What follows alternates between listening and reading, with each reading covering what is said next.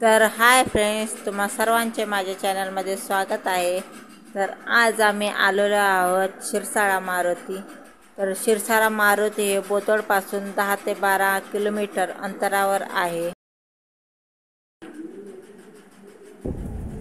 तर हे बघा, शिरसाळा गावाचं हे गेट आहे। तर शिरसाळा म्हणून एक गाव आहे, तेथे शिरसाळा मारुती म्हणून हे मंदिर प्रसिद्ध आहे। तर हा शिरसाळा गावाचा सरळ हा रस्ता आहे। तर हे बघा, खूप ट्रॅफिक आहे। तर दर शनिवारी इथं खूप लोक येतात, म्हणून अशी ट्रॅफिक होते इथं। तर हे मंदिराच्या बाहेर लागलेले सर्व दुकानं आणि स्टॉल आहेत। तर वेगवेगळ्या प्रकारचे इथं स्टॉल लागलेले असतात। तर इथं चप्पल स्टँड आहे चपला काढण्यासाठी। तर सर्व इथं बाहेर चपला काढाव्या लागतात। तर आता आम्ही मंदिराच्या आतमध्ये गेलेलो आहोत दर्शनासाठी। तर हे बघा, आता आम्ही मंदिरात आलेलो आहे। तर हे बघा, मारुती रायाची ही मूर्ती आहे। तर किती छान आणि सुंदर अशी दिसत आहे मारुती राया। तर दर शनिवारी ते खूप गर्दी असते मारुती रायाच्या दर्शनासाठी।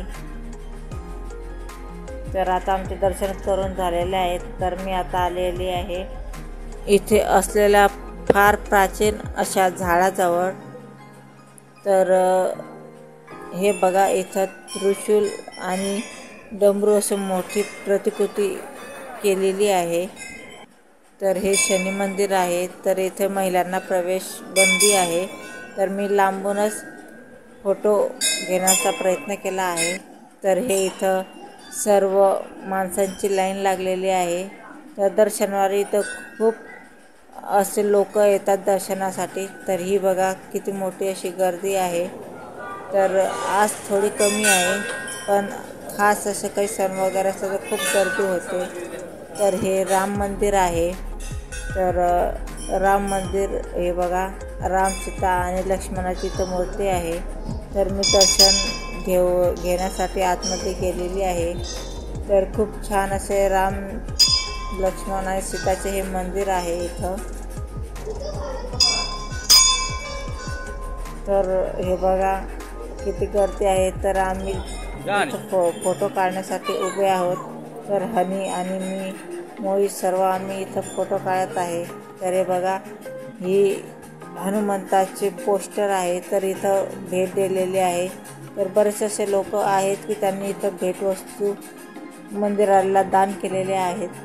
आणि हा मंदिराचा आजूबाजूचा हा परिसर आहे। तर दर्शन केल्यानंतर इथं नारळ वगैरे फोडण्यासाठी आणि बरेचसे असे मंदिर आहे, गणपतीचं आहे, रामलक्ष्मणाचं मंदिर आहे, इथं दर्शन घेता येतं। तर हे मंदिराचं गेट आहे।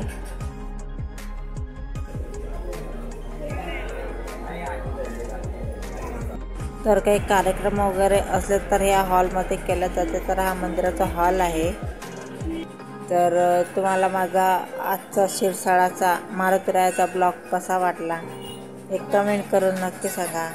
आणि चॅनलला लाईक करा, सबस्क्राईब करा आणि असेच पुढचे पण ब्लॉग बघत राहा आणि चॅनलला सपोर्ट करा आणि अशीच तुमची साथ देत राहा। तर धन्यवाद।